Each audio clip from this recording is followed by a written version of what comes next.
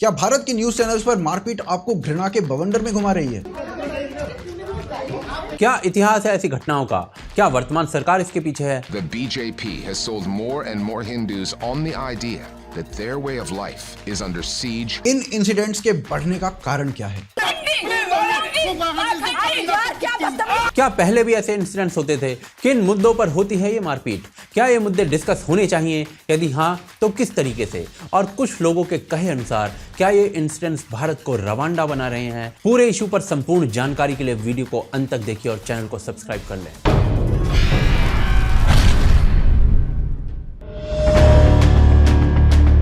अमन चोपड़ा के debate show में अचानक दो लोग हाथापाई करने लगे। नाम थे शोएब जमई और सुबीही खान। कारण जानने के लिए पूरा एपिसोड देखा तो पता चला डिबेट 72 हूर नाम की जो फिल्म आ रही है उस पर हुई है, लेकिन उस पूरी डिबेट में ये लड़ाई कहीं होती हुई दिख नहीं रही थी। अमन चोपड़ा ने लिखा हुआ था कि ये वाला हिस्सा उन्होंने शो को एयर करने से पहले ही काट दिया था। थोड़ी देर और रुके तो एक दूसरी वीडियो वायरल होने लगी जिसमें पता चला कि ये कलेश जो था उसके पीछे का कारण क्या था। मानती है और इन्होंने निकाह नहीं किया और बगैर निकाह की शादी करा रहे तो वो जिना में शामिल होगा और बच्चा भी हराम। चलिए अब भाई कोई आपके बच्चे को जो आपकी शादी के बाद हुआ है उसे ही हराम कह देगा तो फिर ऐसा कलेश तो हो ही सकता है। इससे पहले भाई ने काजल हिंदुस्तान को ऑन एयर खोर कहा था। काजल हिंदुस्तानी नाम की एक खोर टी राजा को कोड वर्ड में गाली दी थी। टी राजा की एम की बेसी। और ये वाला तो हम बोल भी नहीं सकते। और इस इंसिडेंट के बाद सभी लोगों ने अपनी अपनी साइड चुन ली थी। भाजपा को समर्थन करने वाले अधिकांश लोगों ने सुबीही खान का पक्ष लिया और कहा ऐसे लोग तो पिटने ही चाहिए। पर वहीं दूसरा पक्ष भी था।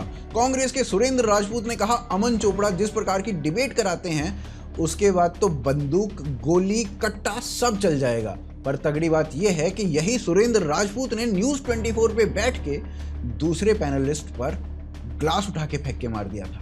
स्क्रीन पर ही जैसे लोग। फिर कुछ लोगों ने यह कहना प्रारंभ कर दिया कि शोएब जमई को अरेस्ट किया जाना चाहिए।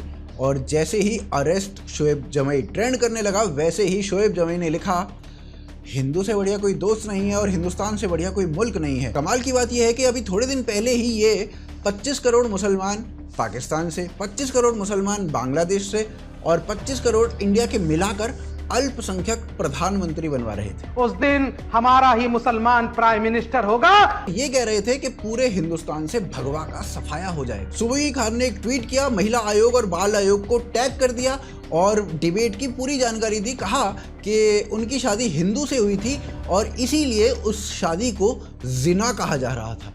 जिना शब्द एक बार दोबारा बोलिए। जिना अर्थात इलिसिट सेक्सुअल अफेयर। साथ ही उनके बच्चे को हराम कहा गया क्योंकि वो एक हिंदू पति से हुआ था।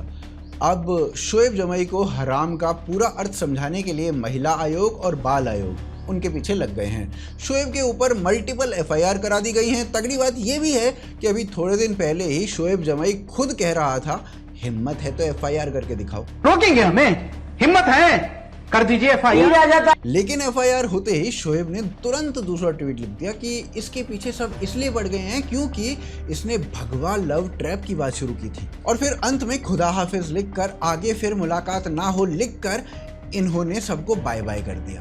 परंतु अहम बात यह है कि क्या यह झगड़ा केवल अमन चोपड़ा के शो में हुआ या पहले भी ऐसा हो चुका है?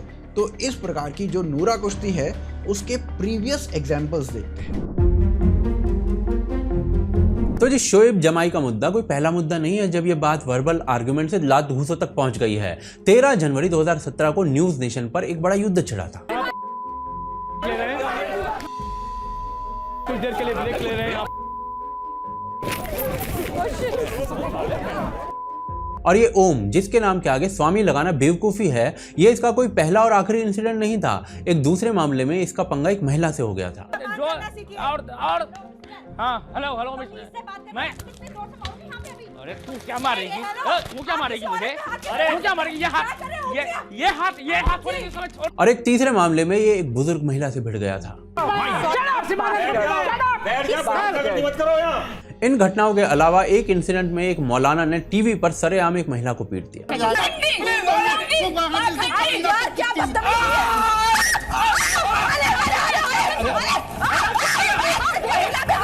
और इन मौलानाओं ने तो पूरा ठेका ही ले लिया है ऐसे लड़ने का। आपको तमीज नहीं बात करने की।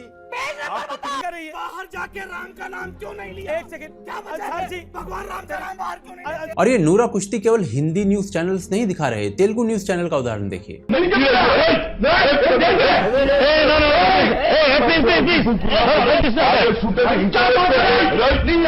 और बात केवल नकली मुल्ला मौलवी या किसी ढोंगी स्वामी तक नहीं है, बीजेपी, कांग्रेस, समाजवादी पार्टी के स्पोक्स पर्सन तक लाइव टीवी पर ऐसे झगड़े हैं।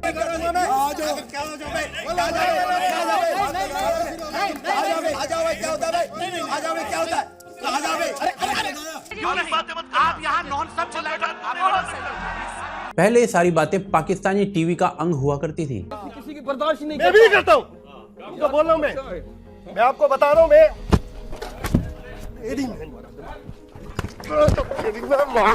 किन मुद्दों पर हुई हैं ये लड़ाइयां और क्या मीडिया का भी इसमें योगदान है?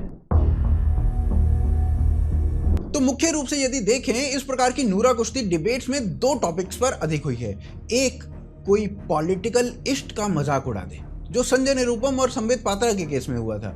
और दूसरा, जब डिबेट रिलीजियस होती है और एक बिलीफ सिस्टम दूसरे बिलीफ सिस्टम को गलत बता देता है और गलत कोट कर देता है, जैसे शुभ्राष्ट्रा और मौलाना के केस में हुआ था, जब मौलाना वेदों को गलत कोट कर रहा था। मौलाना काज़मी ने सुप्रीम कोर्ट की वकील पर हाथ उठा दिया, और जिस दिन मौलाना काज़मी ने सुप्रीम कोर्ट की वकील पर हाथ उठाया था, उस दिन का टॉपिक था हलाला। 2022 में रामनवमी हनुमान जन्मोत्सव पर जहांगीरपुरी में राम भक्तों पर मस्जिदों से पथराव हुआ और टीवी पर इसी मुद्दे के ऊपर डिबेट हुई।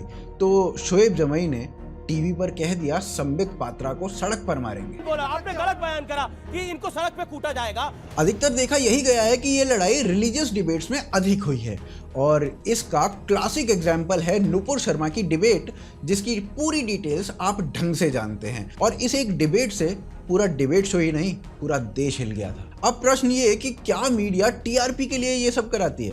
तो अमन चोपड़ा वाले केस में तो लड़ाई ऑन एयर गई ही नहीं, पहले ही काट छांट के डिबेट को ऑन एयर किया गया। तो शोएब जमई सुबुही खान के केस में टीआरपी वाला रीज़न नहीं लगता, लेकिन हर बार टीआरपी कमाने के मौके को गवा दिया जाए ऐसा भी नहीं होता। जी हिंदुस्तान पर मौलाना ने महिला को मारा, तो जी हिंदुस्तान ने उस लड़ाई का एक पूरा शो दोबारा बनाया और उसमें पूरी डिबेट दोबारा दिखाई। डिबेट के उस मुद्दे को समझे, इसलिए बहस का वो हिस्सा बिना काट छाट के हम आपके सामने रख रहे हैं। सुधीर चौधरी ने जी पर भाजपा समाजवादी पार्टी के कार्यकर्ताओं के बीच जो लड़ाई हुई थी, उसका एक पूरा डीएनए टेस्ट अलग से कर दिया। लेकिन शनिवार को इसी शो में बीजेपी और समाजवादी पार्टी के प्रवक्ताओं के बीच मारपीट की नौबत आ गई, जो कि बहुत दुखद बात है। तो बेसिकली ये चैनल और चैनल के एंकर के ऊपर है कि वो इसमें टीआरपी खोजता है या नहीं खोजता, क्योंकि राजदीप सरदेसाई ने तो पार्लियामेंट में टेरर अटैक में भी ऐसी अपॉर्चुनिटी खोज ली थी। We are like vultures, we feed on these moments. उधर से एक वर्ग विशेष ये कह रहा है कि गोदी मीडिया दो समुदायों में नफरत फैलाती है और इसीलिए डिबेट शोज में इस प्रकार की हरकतें बढ़ रही हैं। पर क्या दूसरे साइड की मीडिया ऐसा कुछ नहीं करती?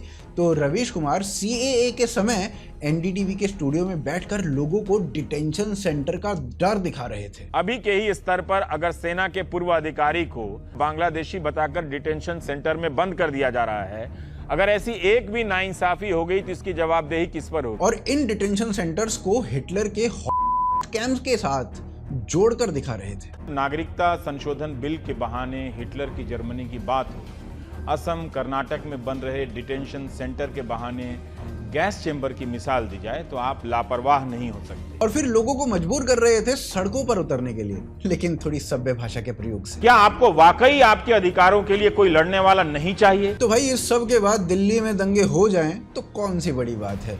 आपको टीवी पे बैठ के बताया जाता है कि देश में अल्पसंख्यक, दलित और संविधान सब खतरे में है। माइनॉरिटीज को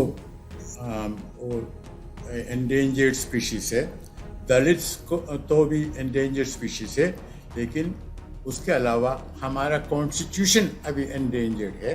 किसी बहुसंख्यक लड़की के साथ दुष्कर्म होता है तो उसका धर्म बताना गलत है, परंतु यदि लड़की दलित है तो ये बताना अति आवश्यक हो जाता है कि लड़की दलित है। हरियाणा के भगाना में 4 दलित लड़कियों के साथ हुए पर क्यों चुप रह जाते? और यदि लड़की सेकंड लार्जेस्ट कम्युनिटी से है तो उसे सीधे रूप से लिखकर बताया जाएगा, देखो देखो लड़की किस समुदाय से है। परंतु क्या ऐसा करके ये सेकंड लार्जेस्ट मेजॉरिटी को भड़का नहीं रहे हैं? अब चलिए आगे चलते हैं और जानते हैं क्या ऐसे इंसिडेंट्स 2014 से पहले भी होते थे।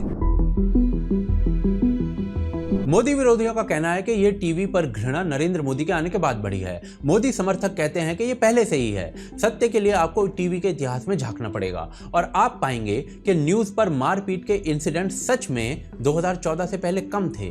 पर क्या इसका मतलब ये कि घृणा नहीं थी? तो जी 2014 से पहले घृणा का स्वरूप अलग था। पहले कश्मीरी पंडितों के एक्सोडस को जस्टिफाई करने की घृणा थी। They had monopolized government jobs, plum postings and other such social benefits.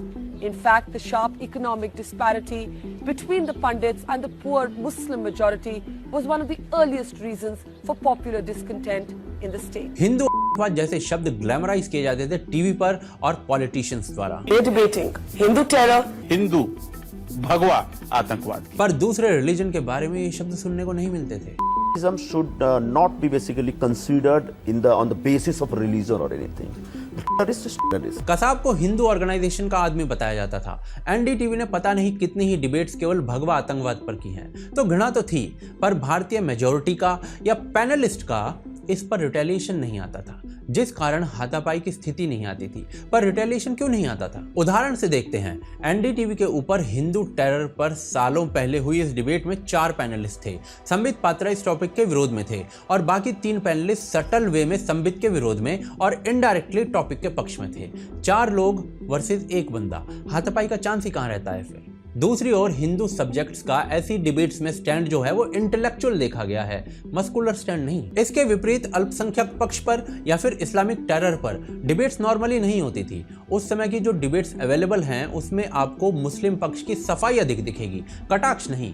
कुछ अपवादों को यदि छोड़ दें तो फॉर एग्जाम्पल 26/11 और हिंदू टेरर, ये डिबेट एनडीटीवी ने करवाई थी। चारों लोग डिबेट में एक ही पक्ष के थे। लड़ाई क्या ही हो। पर अब ऐसी घटनाएं क्यों बढ़ गई हैं? तो जी पिछले अध्याय में हमने देखा था कि कैसे जिन डिबेट्स में मारपीट हुई थी अधिकांश मुद्दे रिलीजियस थे। टीवी पर डिबेट्स 72 हूरों, हलाला, 3 तलाक, लव जिहाद जैसे टॉपिक्स पर हुई। फिराक और परदानिया जैसी फिल्मों पर आपको हीटेड डिबेट्स नहीं मिलेंगी, पर कश्मीर फाइल्स और केरला स्टोरी जैसी फिल्मों पर हीटेड डिबेट्स हुई, ये कहकर कि एक समुदाय विशेष को गलत दिखाया गया है इनमें। ये शुरुआत के सीन में जो महिला दिखाई गई है और आखिरी के सीन में जो टोपी वाला अच्छा मुसलमान दिखाया गया है, ये वारिस पठान को नजर क्यों नहीं आया? और इन डिबेट्स को 2 प्रकार के लोगों में बांटा जाता है। एक धड़ा इन मुद्दों के पक्ष में बोलने वाला होता है और दूसरा धड़ा इन मुद्दों के विपक्ष में। दोनों की संख्या बराबर रखी जाती है, तो लड़ाई या मारपीट के चांस भी बढ़ जाते हैं। दूसरी ओर जब 72 हूरों, हलाला या 3 तलाक पर डिबेट्स और आर्ग्यूमेंट्स या फिर क्रिटिसिज्म होता है तो ये समुदाय विशेष की रिलीजियस किताबों के खिलाफ जाता है। और रिलीजियस किताब के अल तौबा 9:29 में ऐसे लोगों से लड़ने के लिए कहा गया है। तो बात हाथापाई तक भी पहुंच जाती है। घृणा जो थी वो पहले भी थी और आज भी है, बस डिबेट्स के सब्जेक्ट में भारत की सबसे बड़ी माइनॉरिटी के टॉपिक्स भी डिस्कस होने लग गए हैं और इसी वजह से हाथापाई के इंसिडेंट्स भी बढ़े हैं। परंतु इस आर्गुमेंट को जनरलाइज करना सही नहीं, क्योंकि पाखंडी स्वामी का उदाहरण भी हमने देखा है इसी वीडियो में। बट स्टिल ये एक वैलिड आर्गुमेंट है। कुछ चैनल भारत में नाजियों के डिटेंशन कैंप्स दिखाएंगे आपको और कुछ भारत में तालिबान। भारत की सबसे बड़ी माइनॉरिटी के टॉपिक्स के डिबेट शो होना हाथापाई बढ़ने का एक कारण प्रतीत होता है। तो क्या ऐसी डिबेट्स नहीं होनी चाहिए या होनी चाहिए? आगे देखते हैं।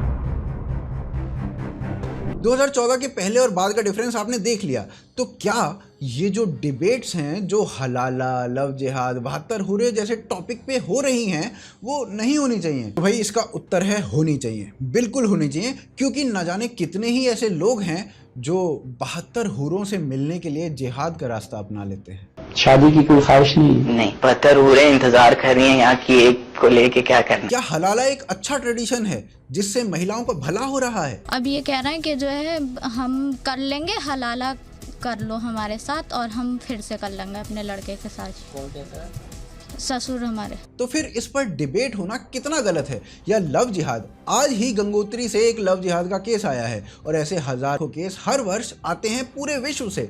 तो क्या इस पर चर्चा हो जाए वो गलत है। तो हमारा मानना है कि ऐसा कोई भी टॉपिक नहीं होता जिस पर डिबेट नहीं होनी चाहिए। जिस देश में हिंदू आतंकवाद पर अनेकों डिबेट्स हो चुकी हों, उस देश में तो भाई किसी भी टॉपिक पर डिबेट हो जानी चाहिए, क्योंकि यदि मीडिया टॉपिक्स को नहीं उठाएगा तो अधिक चांस है राइट्स होने के और बार बार होने के। और इसका प्राइम एग्जाम्पल है वेस्ट बंगाल। वर्ष 2016 मालदा में कमलेश तिवारी के बयान के बाद प्रोटेस्ट में दंगा हो जाता है और मीडिया इसे कवर नहीं करता, जिस पर राजदीप सरदेसाई कहते हैं क्योंकि मालदा दिल्ली से बहुत दूर था इसलिए कवर नहीं किया। फिर वेस्ट बंगाल में एक हिंदू रिलीजियस प्रोसेशन निकलता है 2016 में ही, उन पर अटैक हो जाता है और फिर से दंगे हो जाते हैं, लेकिन मीडिया फिर से इसे इग्नोर करता है। जनवरी 2021 से जून 2022 तक 65 कम्युनल वायलेंस के केसेस आते हैं वेस्ट बंगाल में और ऐसा आरटीआई कहती है। और इस विषय पर लोगों को पता भी नहीं होता। जब तक भाई चर्चा ही नहीं होगी, डिबेट ही नहीं होगी, तो लोग जागरूक कैसे होंगे। लेकिन यहाँ पर प्रश्न ये उठता है कि चर्चा कैसी होनी चाहिए। एक्स मुस्लिम ग्रुप्स इंडिया टीवी पर आता है और इन्हीं मुद्दों पर चर्चा करता है कुछ मौलवियों के साथ। एक्स मुस्लिम शालीनता से बात कर रहे थे, एटलीस्ट टीवी पर तो शालीनता से ही बात कर रहे थे, और मौलवी बदतमीजी से। हम लोग चल रहे हैं जाति मफाद की खातिर, हम लोग अब ये शो देखो। टीवी डिबेट्स में यही शालीनता होनी चाहिए, इंटेलेक्चुअल आर्ग्यूमेंट्स के साथ, अदरवाइज लड़ाई होगी ही होगी। क्या सरकार का हाथ होता है इस प्रकार की डिबेट्स या ऐसे प्रोग्राम्स के पीछे? वो आगे देखते हैं। 72 हूरों के चक्कर में लोग फट रहे हैं, ग्रूमिंग गैंग्स का शिकार लड़कियां बन रही हैं, हलाला ट्रिपल तलाक ने महिलाओं की स्थिति गंभीर की है भारत के कई क्षेत्रों में। तो इन टॉपिक्स पर डिबेट होनी चाहिए, पर इंटेलेक्चुअल।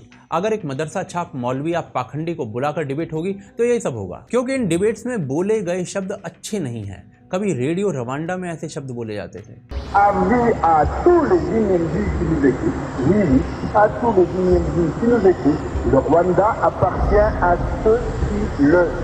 इन शब्दों का प्रभाव रवांडा का नरसंहार था। भारत में ये संभावना ना के बराबर है। कारण जानने के लिए पूरा वीडियो चाहिए, क्योंकि इसे इतिहास से जोड़ना पड़ेगा और एक्शन रिएक्शन वाला कॉन्सेप्ट भी देखना पड़ेगा। पर फिर भी ऐसे शब्दों को टीवी पर आने से रोकना चाहिए। क्यों? क्योंकि जो आप पढ़ते हो उसका 10% भी याद नहीं रहता है आपको, पर जो आप देखने के साथ सुनते हो उसका 50% असर मस्तिष्क पर होता है। ये रिसर्च है। इसीलिए डिबेट्स इंटेलेक्चुअल हों तो उनका प्रभाव सुधार के रूप में दिखेगा आपको समाज के भीतर, देश के भीतर। और इसका इनिशिएटिव अल्पसंख्यक पक्ष को ही लेना पड़ेगा। क्या मोदी सरकार का प्रभाव है ऐसी डिबेट्स के पीछे? तो जी, पर्दे के पीछे क्या होता है किसी को नहीं पता, पर मोदी गवर्नमेंट इन डिबेट्स के पीछे उतनी ही मानी जा सकती है जितनी मनमोहन सिंह की गवर्नमेंट हिंदू टेरर डिबेट्स के पीछे थी। दोनों को ऐसी डिबेट्स का फायदा कदाचित होता है। कंक्लूजन केवल यही है कि यह घृणा हमेशा से टीवी पर थी। दूरदर्शन काल को छोड़ दें तो पहले एक पक्ष पर डिबेट होती थी, अब दूसरा पक्ष भी लपेटे में आ गया है। दोनों पक्षों पर होती है अब डिबेट। मीडिया को इससे टीआरपी मिलती है और पॉलिटिशियंस को वोट। ये डिबेट्स होनी चाहिए, पर इंटेलेक्चुअली। रेडिकल लोग डिबेट्स का पार्ट नहीं होनी चाहिए। अपनी राय इस मुद्दे पर आप कमेंट्स के रूप में लिख सकते हैं। शेयर नहीं करेंगे इस वीडियो को तो इस घृणा का शिकार हम सब बनने वाले हैं। चैनल को सब्सक्राइब करें जिससे ऐसा सच बनाने का मोटिवेशन मिले हम लोगों को। सपोर्ट कीजिए चैनल को पेट्रियन और यूपीआई के माध्यम से, जिससे चैनल जीवित रहता है। लिंक डिस्क्रिप्शन और पिन कमेंट में है। ये वीडियो अच्छा लगा है तो स्क्रीन पर दिख रहा दूसरा वीडियो और भी अच्छा लगने वाला है। बिना देखे मत जाइएगा। आप देख रहे थे आज की ताज़ा खबर। जय हिंद, जय भारत।